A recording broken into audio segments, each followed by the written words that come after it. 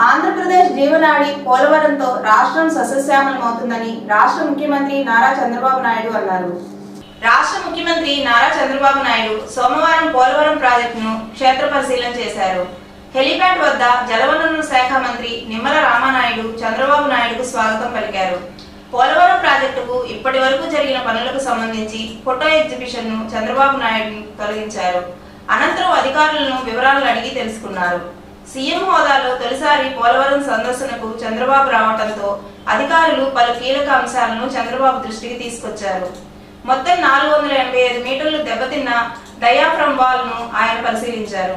1396 మీటర్లలో 4 రీచ్ల్లో దెబ్బతిన్న diaphragm wall కు సంబంధించిన నివేదికను హైడ్రో ఎలక్ట్రిక్ పవర్ కార్పొరేషన్ అధికారులు చంద్రబాబు నాయుడు దృష్టికి తీసుకొచ్చారు.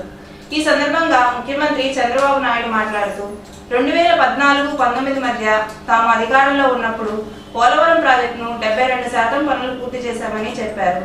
రానున్న రోజుల్లో పోలవరం ప్రత్యేక శ్రద్ధతో అతి త్వరలో పూర్తి చేసి ఆంధ్ర ప్రాంతాన్ని సస్యశ్యామలం చేస్తామని చెప్పారు.